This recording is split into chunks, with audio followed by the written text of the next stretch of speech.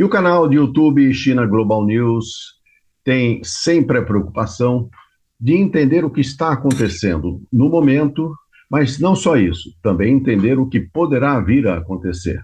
E o mundo é complexo, a economia é complexa, e no caso do Brasil, vivemos um momento de turbulência. O governo brasileiro apresentou um pacote fiscal que foi muito mal recebido pelo chamado mercado.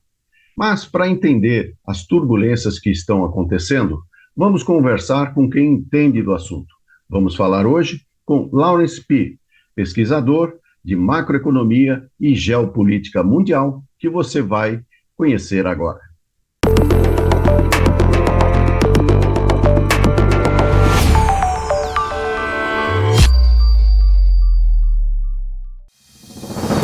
Lawrence Pi nasceu em Xangai em 1942. Veio para o Brasil com a família em 1952, onde se destacou no cenário empresarial conduzindo o Grupo Moinho Pacífico, um dos maiores da América Latina. Formado em filosofia nos Estados Unidos, fez especialização na obra de Jean-Paul Sartre. Após 50 anos de atividade empresarial, se tornou um profundo conhecedor da geopolítica mundial e macroeconomia, com foco nas relações entre a China e os Estados Unidos. Autor de Requiem para um Capitalismo em Agonia e A Consciência Vazia e Desolada, Lawrence Pi tem apontado aspectos positivos e as dificuldades para o crescimento econômico e social do Brasil. Bem-vindo mais uma vez ao China Global News, Lawrence Pi. Bom dia, Marco. É um prazer estar com você novamente. Nós, como eu disse na introdução dessa nossa entrevista, vivemos aqui no Brasil uma situação de instabilidade. Uma instabilidade que pode ter diferentes fatores. E nada melhor do que conversar com você para iniciar essa nossa entrevista fazendo uma pergunta que eu considero fundamental e que às vezes passa despercebida por muitos analistas. Como é, afinal, a estrutura da economia brasileira? Sim, Marco.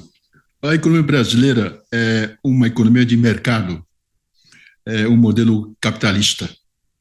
Aliás, o Brasil vem criticando alguns países de não ser economia de mercado.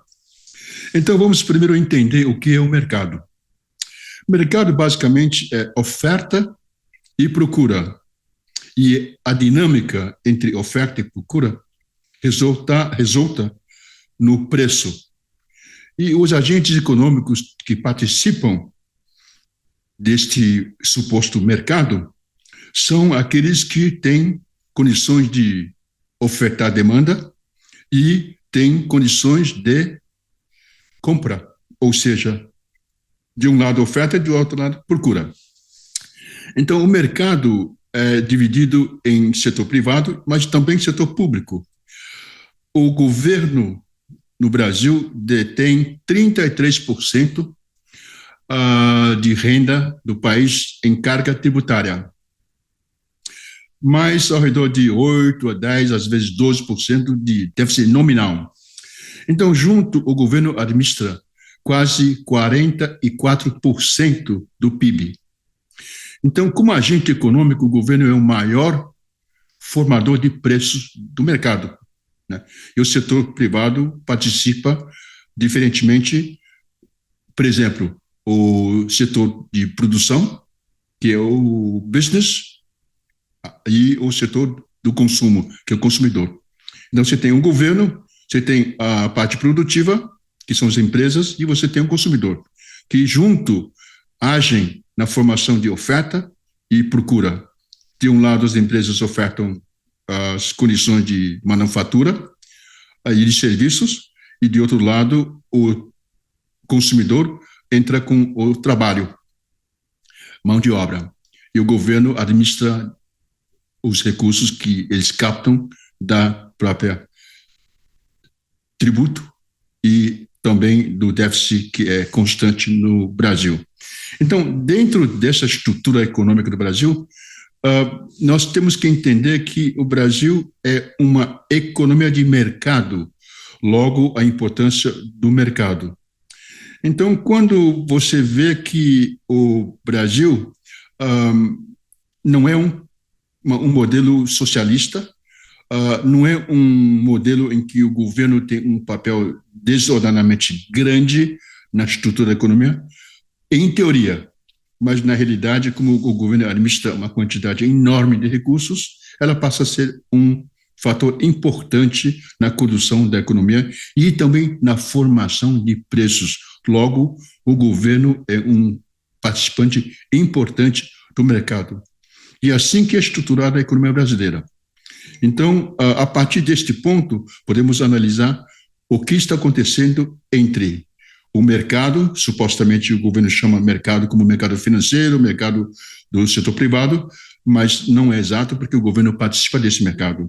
Então, vamos tentar entender o que é o mercado e como ela funciona na realidade, né? Numa economia supostamente capitalista e economia de mercado. Como que você avalia as duas visões econômicas? Porque na medida que o mercado é composto por uma parcela expressiva do governo, ou seja, você menciona aí em até quase 44%, e o restante do mercado pelas empresas e pelos consumidores, como é que você avalia as diferentes visões econômicas que, pelo menos nesse momento, parecem estar em disputa? Poderíamos até, de uma forma um pouco mais superficial até, dizer que seria uma disputa entre direita e esquerda?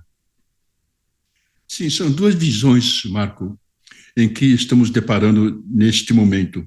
Você tem um lado em que acha que o mercado deve ser mais livre, que o mercado deve fazer a sua parte em fixar os preços e determinar os preços, e de outro lado você tem um modelo em que vê que a ingerência do governo é importante para que conduz as diretrizes e o caminho da economia, né? Então, tem diferentes países que adotam modelos diferentes. Por exemplo, a China não é uma economia de mercado propriamente dito. Tem a ação do governo, mas também tem a ação do setor privado.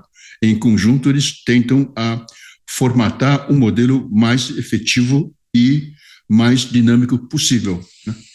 Então, aqui no Brasil, você tem, vamos supor, um governo da direita, vamos dizer, suponhamos o governo do Bolsonaro, que tem uma visão bem diferente do que é o governo Lula.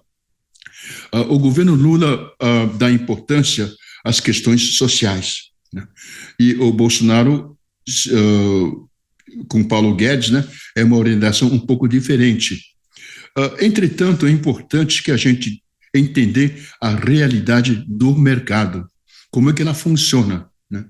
Então, vamos supor que nesse pacote que você mencionou, em que o setor financeiro, o setor privado não viram com bons olhos esse pacote, ou seja, arcabouço fiscal, né, que o governo tenta implementar para tentar controlar basicamente a inflação, porque o objetivo é tentar controlar os gastos públicos que cabe na economia brasileira. Você pode gastar além e, eventualmente, você vai pagar a conta. Então, o que aconteceu neste momento é que o mercado, dito mercado, questiona a viabilidade e a consistência do pacote do governo, né? E o governo insiste em que este pacote é suficiente para a questão fiscal. Então, nós temos que, na realidade, ver o que está acontecendo com o pacote fiscal, né? E o que está acontecendo com as nossas contas públicas, né? Então, é importante lembrar de que, durante o governo do Bolsonaro, nós tivemos um aumento da dívida pública do governo da ordem de 67% nos 4 anos do Bolsonaro. E no governo do PT, até o último número que a gente tem de outubro, houve um aumento de 16,75% da dívida. Se a gente extrapolar no mesmo ritmo de aumento da dívida do governo federal, no final do governo Lula vai chegar a 40,21% contra 60,2% 7,21%. Então, em relação à questão de dívida, que é a questão fiscal, você vê que o governo Lula até que é bem mais conservador do que o governo Bolsonaro. Este é um ponto importante de que quando você diz, olha, a direita ou a esquerda, que hoje tem menos importância esse dicotomia, né, de direita e esquerda. O que sabemos é que os governos geralmente gostam de gastar e a oposição querem que o governo gaste menos, porque gastando mais geralmente facilita as reeleições. Né? Então, não existe nenhum governo que é responsável fiscalmente quando está no governo. A oposição é sempre responsável fiscalmente e nunca o governo. Isso não é só no Brasil, é uma coisa que acontece no mundo inteiro, né? Então, esse é o primeiro ponto que a gente tem que enfocar.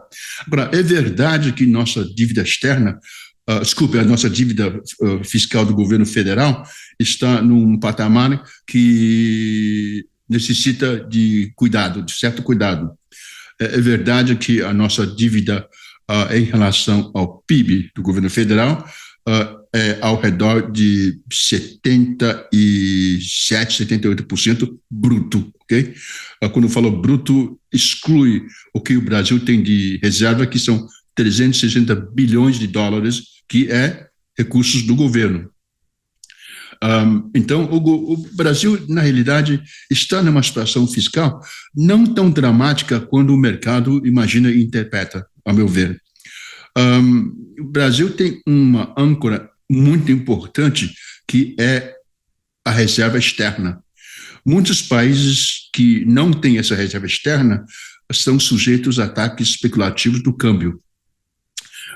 E o Brasil tem é menos suscetível a esse tipo de ataque, né?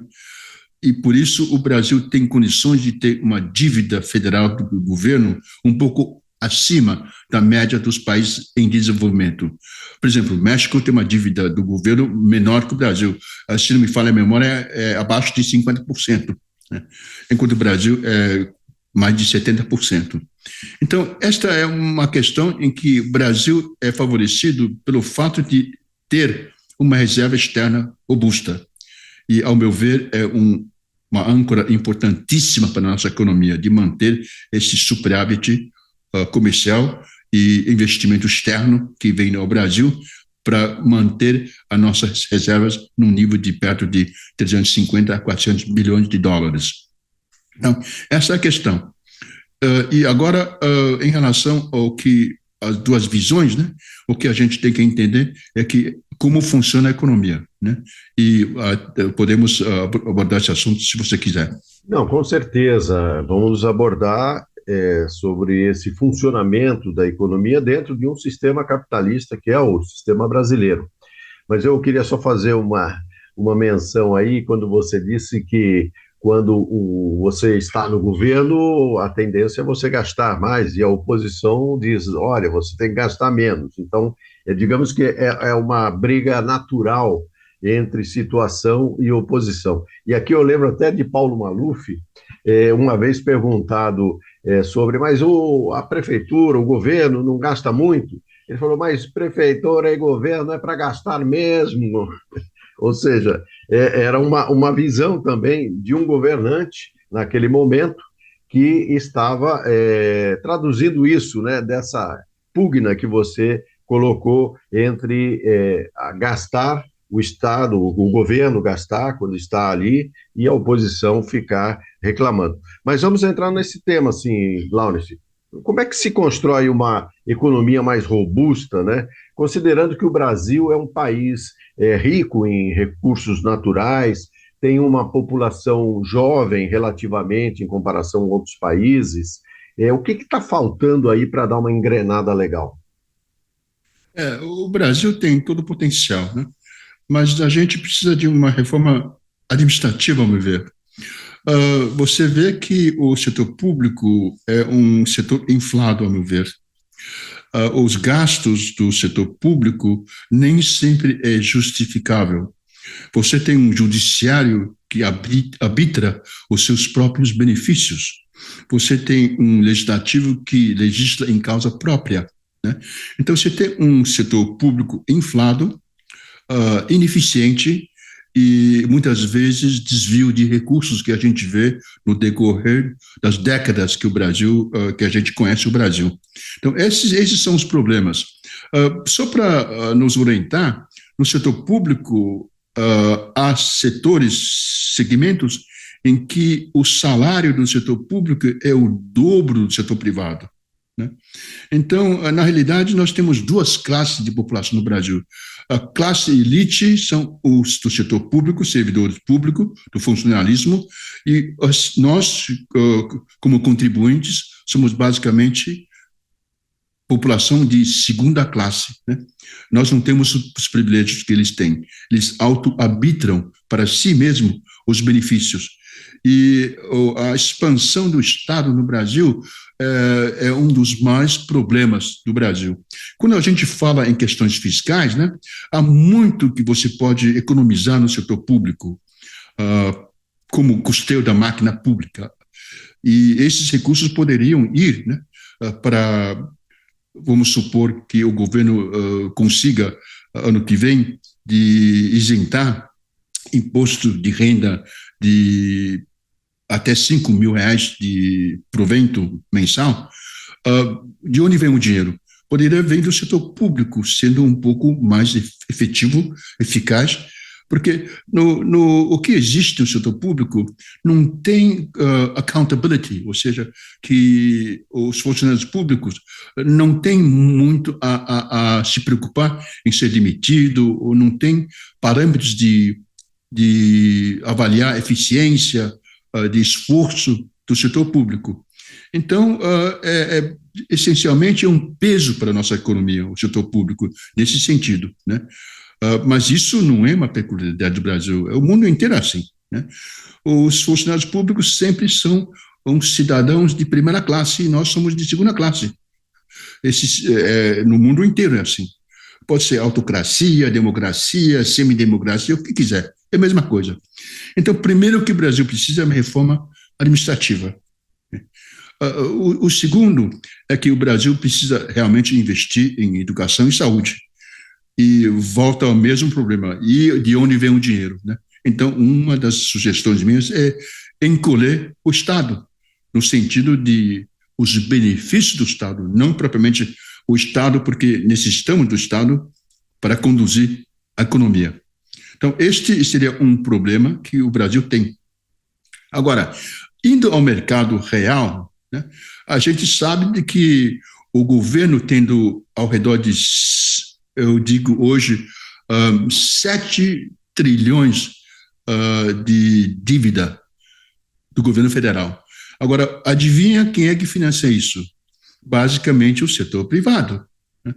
Então, se o governo apresenta um pacote fiscal que os investidores têm dúvida, eventualmente você vai ver uma elevação do juro, porque se você financia um governo que você vê que tem problemas fiscais, eventualmente você vai querer uma remuneração compatível com o risco, né?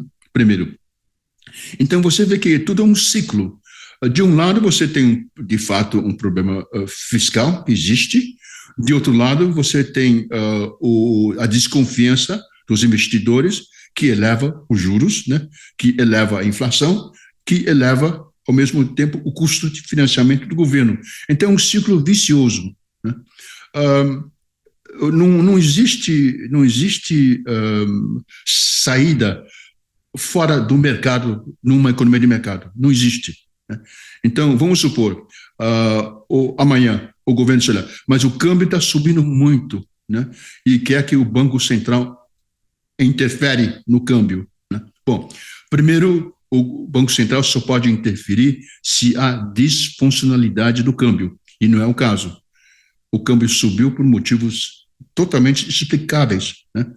Você tem os Estados Unidos, ok? com tendência de inflação com o governo Trump. Então, o mercado vê que, bom, se o juro americano sobe, dificilmente o Brasil pode baixar muito os seus juros, né? A inflação este ano, eu acredito que pode chegar a perto dos 5%, e no ano que vem já há projeções de que pode chegar a 6%. Então, a trajetória da dinâmica da inflação já impõe uma certa cautela aos investidores, né? E não há como você baixar o juro nominal se a inflação está subindo, vai acompanhar. E já que o mercado, os investidores, vê com uma certa cautela a questão fiscal, eles vão exigir um juro mais alto que vai prejudicar a própria dívida do Brasil, porque o juro é pago pelo governo sobre 7 trilhões de reais de dívida. Então, um ciclo vicioso. O que o governo diz assim, quando eu ouço do governo dizer, mas é um ataque especulativo, né? Bom, se é economia de mercado, os agentes de mercado vão agir da forma que eles acham que vai ter um benefício para eles, né? Se eu acho que o real vai desvalorizar, eu vou aplicar numa moeda em que vai ganhar em cima do real, né? Nesse caso, o dólar. Então, não adianta o governo dizer lá, não, porque o Banco Central não está agindo, o mercado não está interpretando corretamente. Não importa isto. O que importa é a realidade do mercado, né? O governo pode espelhar o que quiser, não vai ter o mínimo efeito, né?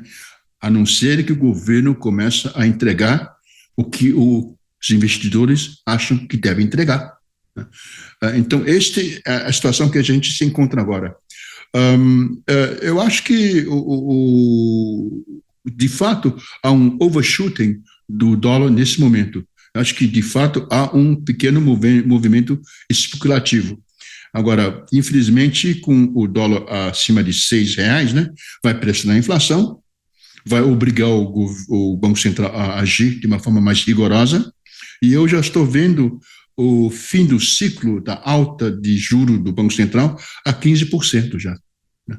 Então, isso tudo é prejudicial à nossa economia. Agora, o que o governo pode fazer? O governo pode, de fato, tentar reduzir um pouco os seus gastos, mas também, olhando para 2026, fica difícil convencer o governo de dizer, olha, você tem que reduzir os gastos, porque tem uma eleição presidencial em 2026 já. E o governo tem muita preocupação em relação a essa eleição, porque o governo Lula defende a democracia, e o governo do Lula, tenho certeza, que coloca este risco na equação em determinando a política econômica, né? Então, com certeza que todo brasileiro quer que o Brasil mantenha o modelo democrático, né? Não tenha dúvida. E com Bolsonaro, a gente já viu que ele tentou fazer, e se algum radical da direita assumir em 2027, com certeza existe esse risco ainda, né? Então, você vê que não é apenas uma questão econômica, mas também uma questão política e a própria sobrevivência da nossa democracia, né? Porque o que o Bolsonaro planejou a fazer é uma coisa tenebrosa, né? Ele poderia ter destruído o Brasil, né? Então, são essas questões que a gente tem que encarar com muita seriedade. Agora, Laurence, eu quero retomar alguns pontos que você levantou e gostaria da sua análise sobre isso. Você disse que é necessário que o Brasil passe por uma reforma administrativa que, que pegue o setor público para torná-lo mais eficiente, porque temos aí uma grande carga de custeio que sobra muito pouco dinheiro para investimento, ou seja, fica uma sustentação da máquina pública permanente.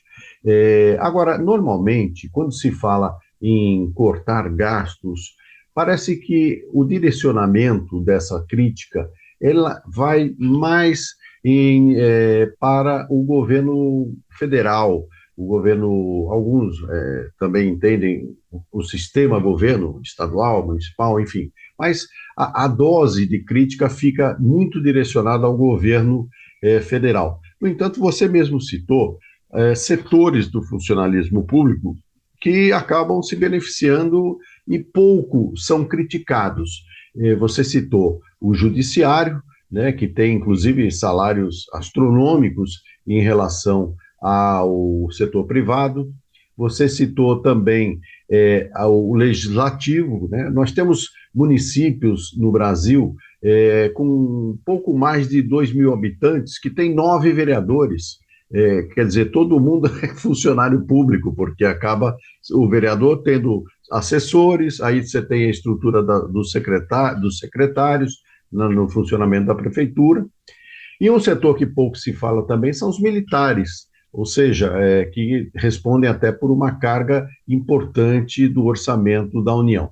Então, eu gostaria que você comentasse até que ponto, quando se fala em cortar gastos, em deixar uma máquina pública mais eficiente, se está falando de uma forma mais ampla. Será que se entende isso, que é necessário uma reforma que atinja setores que parece que ficam um pouco escondidos quando se discute essa questão?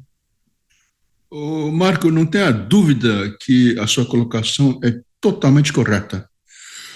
Só devo lembrar de que os municípios e os estados têm limite de déficit e de dívida, porque eles não têm como emitir dinheiro, que é exclusivamente do governo federal. Eles têm alguns tipos de restrições em quanto pode emitir de dívida, né? Por isso você vê que os governos estaduais e municipais sempre batem na porta do governo federal para se socorrer, né? Gastam demais. Não tenha dúvida. Você acha que alguém concordaria que a necessidade de mais de 5.000 municípios no Brasil? Certamente não, né? Então, esse tipo do setor público beneficiando a si próprio é uma coisa natural que a gente vê há não décadas, mas séculos. Agora, em relação ao militar, Marco, é difícil você dialogar com tanque e fuzil, né? É duro. Eu vi durante a época da ditadura, né, como você não consegue dialogar com tanques e fuzis, né? Agora, o Brasil sofre algum risco de invasão, algum conflito militar? Eu não acho que o Brasil corre risco. Então, para que tem um militar que gasta tanto? Agora, faz sentido de filha de um militar, né, ter pensão perpétua? Faz sentido? E para pular isso é simples, simplesmente não casa oficialmente. Então, os benefícios dos militares é obsceno, pornográfico, a meu ver, né? Mas, como eu disse, é difícil você dialogar com tanque e fuzil. E por isso o governo do Lula recuou, né? Começou a tentar extrair, ou eliminar alguns benefícios, mas não chegou nem perto do que seria necessário, né? Mas aí, enfim, o jogo de força dentro do governo brasileiro como um todo. E eu concordo com você, haveria necessidade de controlar os gastos dos municípios, dos estados, dos militares, todo aquele segmento que consegue, pela força que tem, né, seja político, seja militar, né, de constranger as contas públicas do governo e do país como um todo. Lawrence, nós estamos falando aqui sobre a proposta do corte de gastos do governo, a proposta do pacote fiscal para tentar diminuir a dívida pública e, com isso, deixar um cenário econômico mais estável. Mas, recentemente, o próprio Congresso ele aprovou a renovação da renúncia fiscal de diferentes setores da economia brasileira. E pelos dados que nós temos, inclusive você pode confirmar isso, são cerca de quase 140 bilhões de reais por ano com relação a essa renúncia. Como é que você vê esse ponto específico onde setores acabam se beneficiando de uma renúncia sem que necessariamente a gente tenha um resultado assim mais palpável? Quando se fala em renúncia fiscal, o último dado que nós temos é 136 bilhões de reais por ano. no último ano.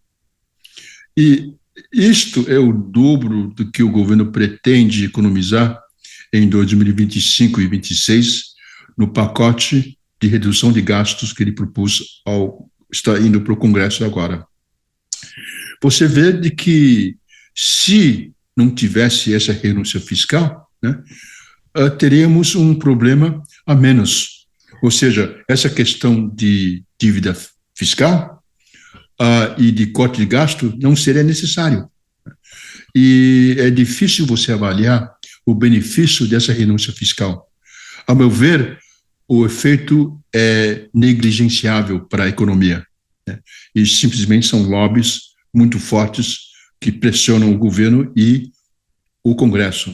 Inclusive, a Dilma também é culpada, porque ela, em 2012, implementou a renúncia fiscal em relação às folhas de pagamento para 17 setores, né, que custa hoje ao redor de 10 bilhões por ano.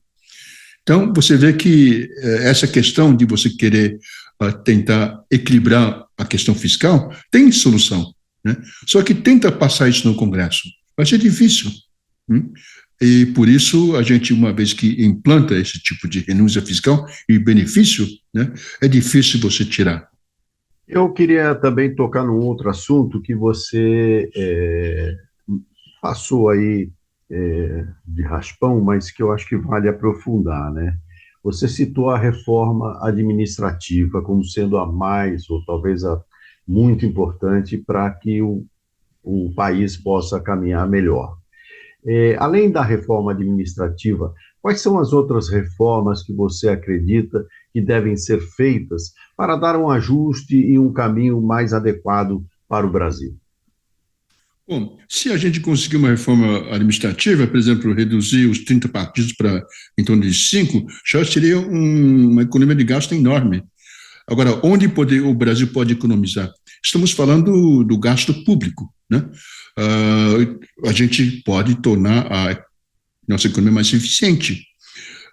Todo mundo, quando eu entro em debate com os diversos setores, diversos especialistas, né, sempre levantam o fato de que, bom, o Brasil tem todas as condições, né, e o Brasil deveria seguir um modelo, vamos supor, como a China, para crescer. Aí eu pergunto, como é que você vai conseguir imitar o modelo chinês se lá tem a cultura de 9-9-6, que é trabalhar das 9 da manhã até 9 da noite, 6 dias por semana, enquanto a jornada aqui é 44 horas, e além disso, tem proposta para reduzir para 40%. Está hibernando em algum lugar no Congresso. Então, uma economia para crescer, você precisa ser eficiente. O Brasil tem recursos naturais? Tem, né? É líder em soja, em milho, algodão, suco de laranja, minério. Agora, por incrível que pareça, petróleo passou a ser a maior pauta de exportação do Brasil hoje, né? Então, o Brasil tem um país riquíssimo em matéria-prima. Agora, por que o Brasil não consegue avançar economicamente? A estrutura que lá tem, né, que inviabiliza o crescimento. Você tem a Justiça do Trabalho, né, em que tem determinadas zonas, tem 4 milhões de ações, né, trabalhistas. Então, todo esse tipo de insegurança jurídica, todas essas questões que embute no custo do Brasil, é impossível de ter um juro barato no Brasil, é impossível de você desburocratizar o Brasil, né? Todos esses são efeitos, são condições negativas, né, que não atraem o investidor, e o mercado financeiro do jeito que está, que eu acho que vai chegar, a Selic vai chegar a 15%, fica difícil você convencer alguém de investir, né? Porque há poucos setores que podem gerar algum tipo de retorno compatível com os 15% que você recebe via investimento financeiro, né? E com todos os riscos, né, de legislação trabalhista, da emaranhado de leis fiscais, né, tributárias, né, que no Brasil é um manicômio o nosso sistema tributário. Se você for um contador muito hábil, e qualificado, você precisa de 40 anos para entender toda a legislação tributária do Brasil.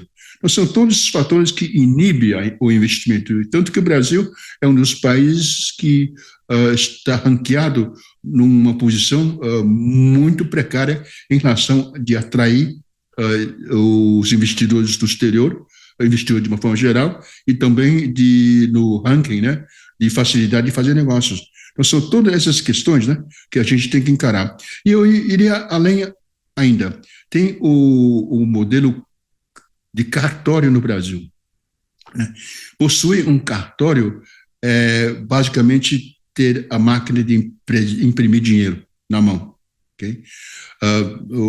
É um privilégio que não tem a mínima lógica, mas existe no Brasil o cartório, né? Que é herdado de uma geração para outra. Isso é algo que você acha viável para um país que tem ainda uma pobreza importante, número de pessoas que ainda tem insegurança alimentar, que vive abaixo da linha de pobreza? Você acha que isso é viável? Obviamente não. Mas tenta você agredir esses setores. Né? Então, são interesses enraizados na economia brasileira, na estrutura política do Brasil, que inviabiliza o Brasil crescer como poderia e deveria crescer. Dentro desses setores enraizados, que tem aí uma herança, talvez, que venha lá da colônia, possivelmente, a questão dos cartórios é um exemplo, né? É uma prática secular que não se vê, pelo menos dessa forma, em outros países. Eu lembro até de um empresário holandês que trabalhava aqui no Brasil. Ele ficava um pouco espantado com isso, porque ele dizia, na Holanda, nós não precisamos ficar carimbando que você é você. Nós confiamos nas pessoas, ou seja, eu confio em você, você confia em mim e o negócio está feito, né? Então, realmente são setores enraizados numa prática corporativa que dificultam bastante o desenvolvimento do país. Mas eu queria entrar agora num outro assunto, Laurence, porque nós vamos ter em breve a posse do Donald Trump nos Estados Unidos. E, evidentemente, que o mundo está acompanhando com muito interesse essa nova gestão de Donald Trump, até para saber para onde iremos. E, do ponto de vista específico da economia e das relações Estados Unidos-Brasil, o que você espera?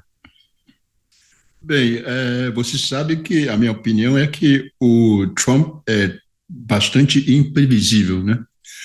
Na realidade, nem ele tem certeza o que ele quer fazer. Depende do momento. Entretanto, a escolha das personagens que vai assessorar ele, tanto nos ministérios, né, como em todas as agências do governo americano, você vê que a qualificação mais importante é lealdade a ele, né? No primeiro mandato dele, ele viu de que as pessoas que escolheu não raras vezes contrariou as decisões dele e não implementaram o que ele exigiu.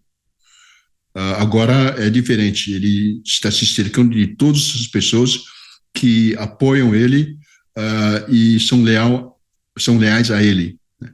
E por isso ele acha que vai facilitar ele de implementar a agenda dele. Agora, quando ele diz assim, olha, eu vou impor 20% de impostos de todos os países, né, e 60% sobre a China, eu acho que é muito mais fácil falar do que fazer, né? Que se isso ocorrer, a inflação americana iria para os ares, né? Você vê que a dívida americana é enorme, são 36 trilhões, e subindo numa velocidade assustadora. Cada 100 dias aumenta a dívida em $1 trilhão, né?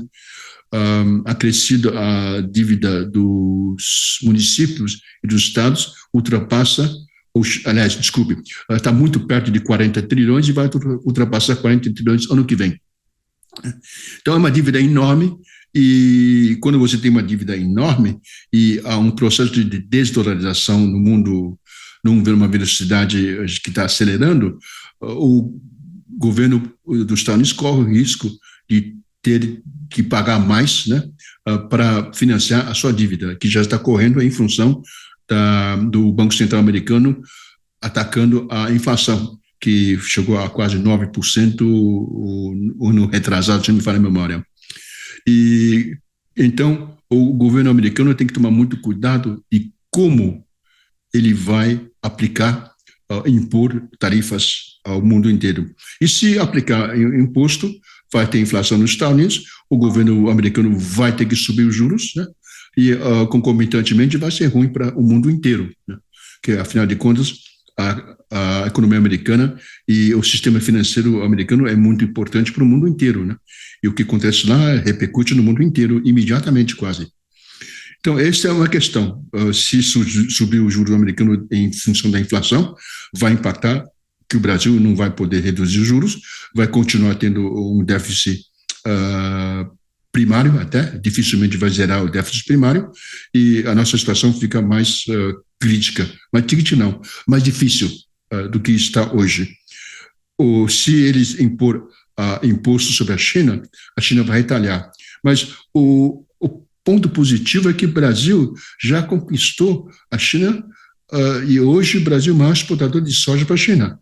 Já desbancou os Estados Unidos e o Brasil se tornou um dos líderes de exportação de milho para a China, novamente tirando o mercado americano. Ou seja, está desbancando o exportador americano.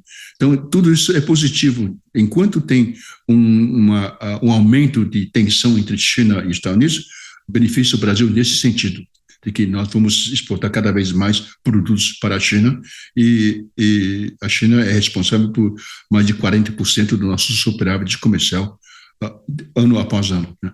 Então, esse é um ponto interessante. E, ao mesmo tempo, se o Brasil continua a sua política de atrair investimento da China, seria um importante fator de transferência de tecnologia, né? Você vê que já tem empresas de automóveis que estão já instalando no Brasil, e essa tecnologia vem para o Brasil, né? E o interessante é que o Brasil pode até ser um exportador para o Mercosul de automóveis, veículos elétricos fabricados no Brasil para o Mercosul, né? E talvez também para a África e para o resto da América Latina. Então, tem pontos positivos em que essa tensão com o governo Trump, com a China, seria benéfica ao Brasil, né?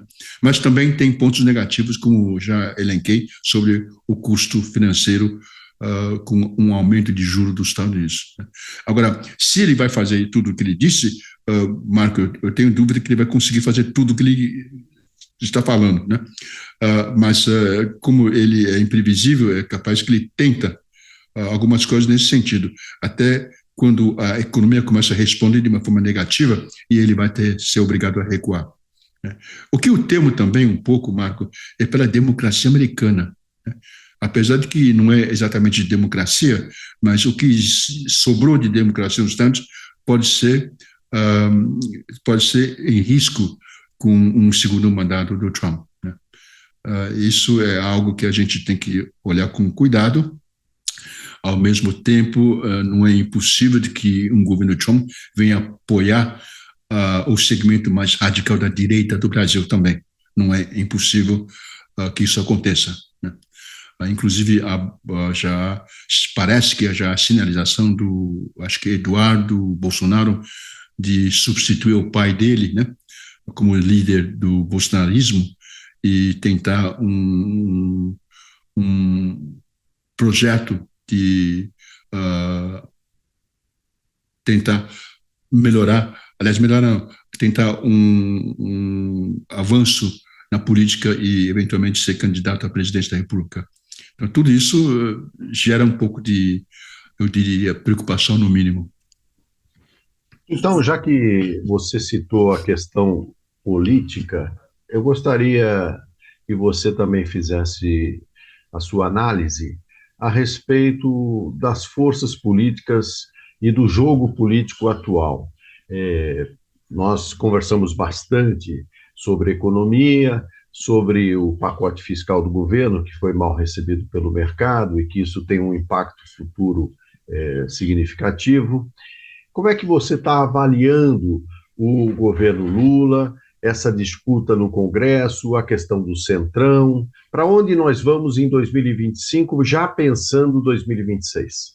Sim, se me permite, Marco, eu só queria lembrar de que o Brasil tem uma história de inflação que traz preocupação, né? Eu tenho aqui comigo alguns planos econômicos que o Brasil implementou no passado, né, para tentar frear a inflação. São um total de 14 planos.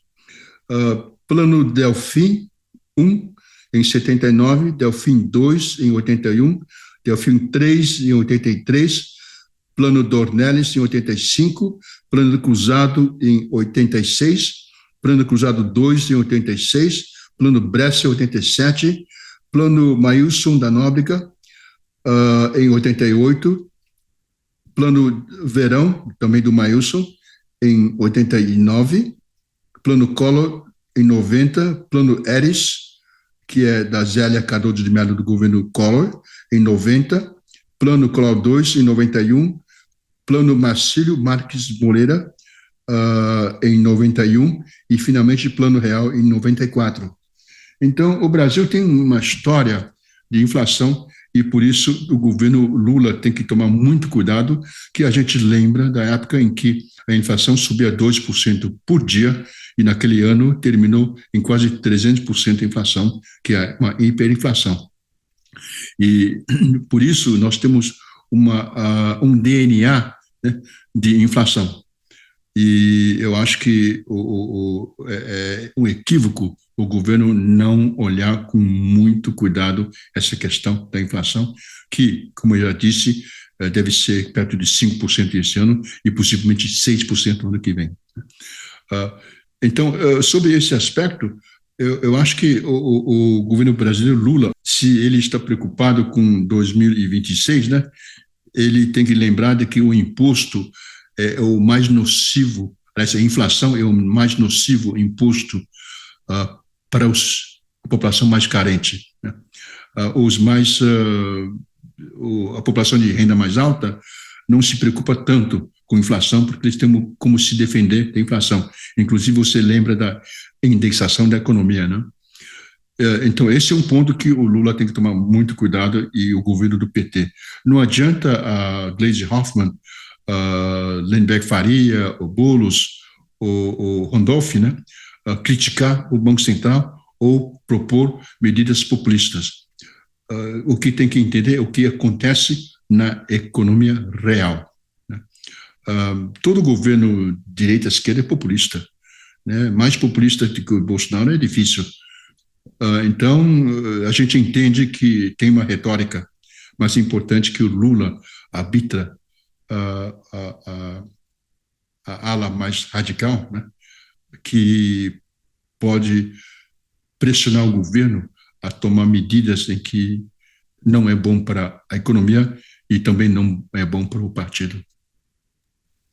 Você acredita que a oposição, diante dessa situação interna do próprio governo, onde você tem lá forças que pedem uma posição de maior aderência àquilo que é o programa histórico do Partido dos Trabalhadores, e também, de outro lado, no próprio governo, setores, eu diria até que o Fernando Haddad talvez represente esse setor, que está preocupado em realmente manter as contas públicas em ordem.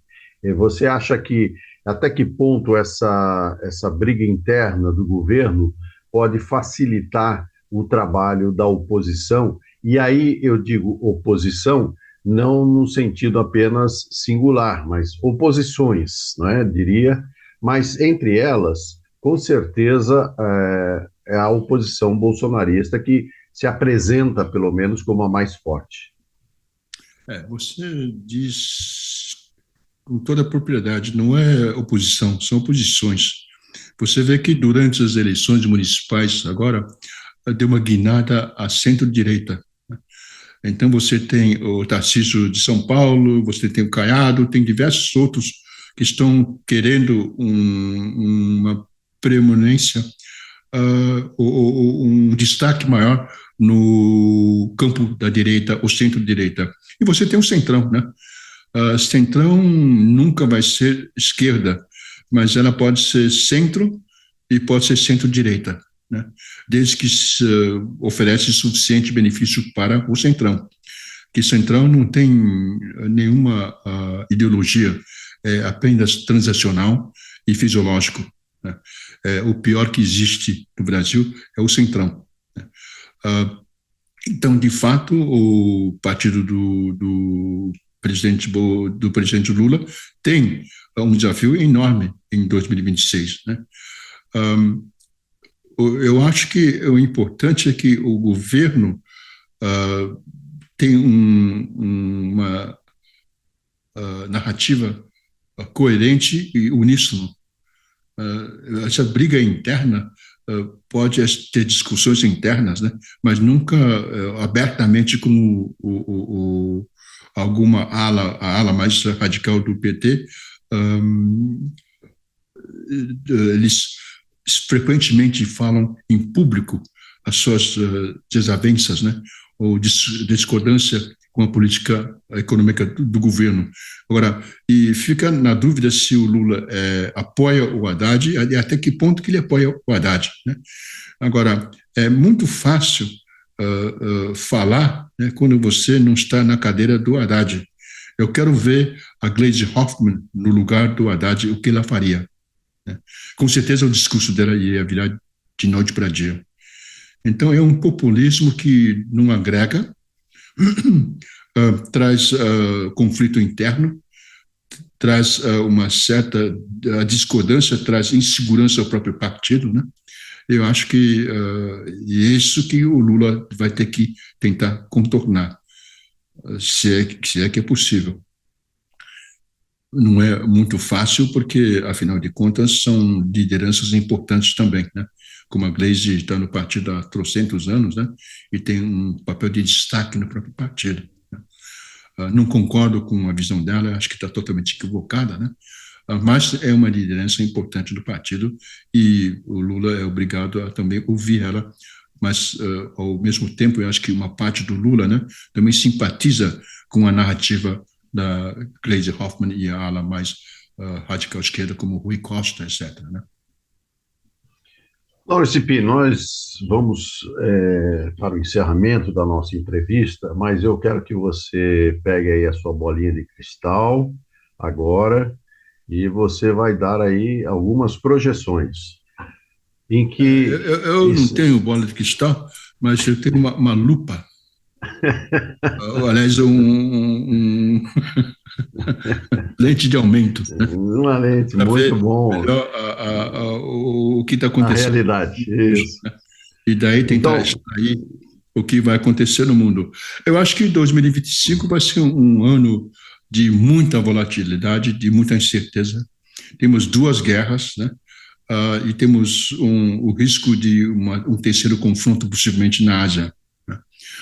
O que eu estou vendo é o declínio do Ocidente numa velocidade bastante acelerada. Eu vejo o Global Sul, né, aumentando o seu cacife político, geopolítico no mundo. Você vê que o Trump ameaçou impor em tarifas de 100% para os países que tentam se desvincular do uso do dólar nas suas transações, né? Isso é sintomático de um governo em desespero, né? Ou seja, nós vamos aplicar 100% de tarifa, impossível de fazer isso, óbvio, né? Mas esse tipo de ameaça é contraproducente, porque vai levar justamente o contrário, de acelerar o processo de desdolarização. Como ficou evidente para a liderança americana de que o dólar e o sistema financeiro é uma das últimas armas que eles têm, porque podem impor sanções que têm efeitos reais sobre economias, sobre países que são vítimas de sanções.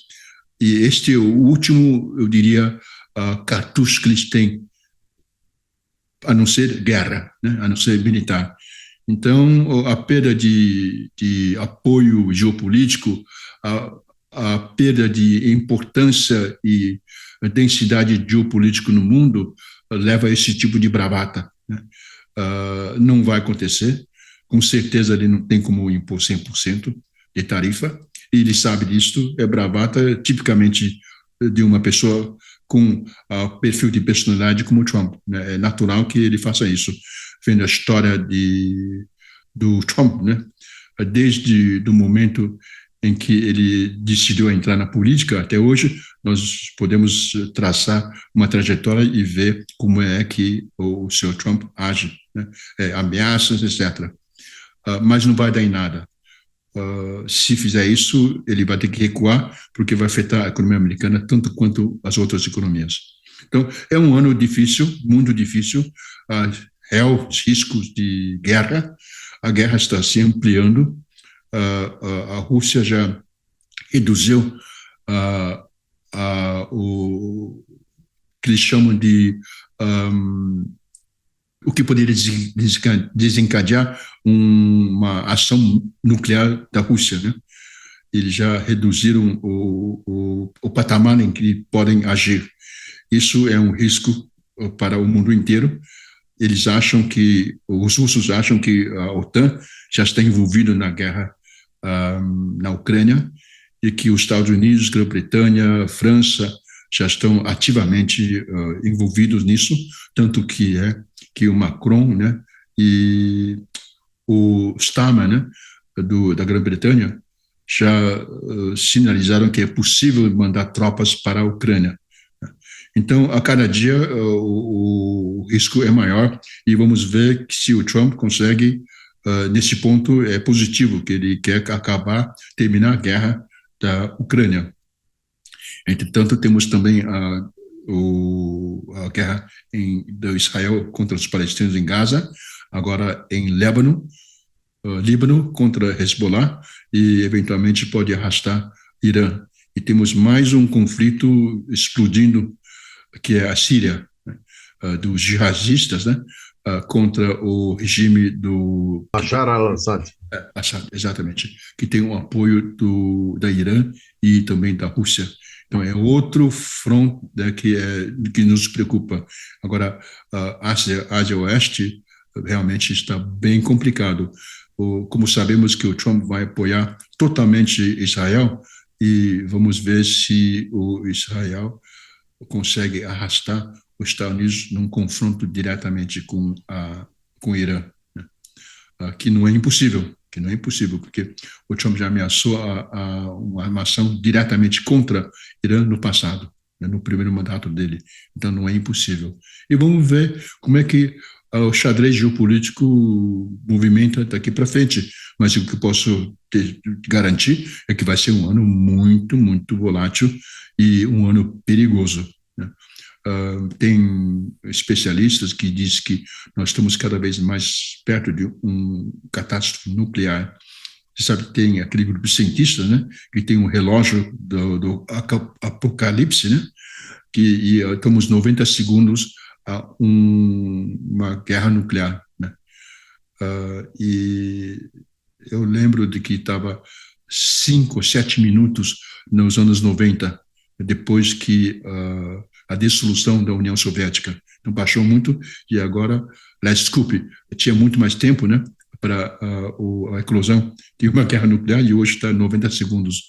Ou seja, Marco, o que me estarrece é que as pessoas falam da guerra mundial, catástrofe nuclear, com maior tranquilidade, como se fosse um exercício intelectual, né?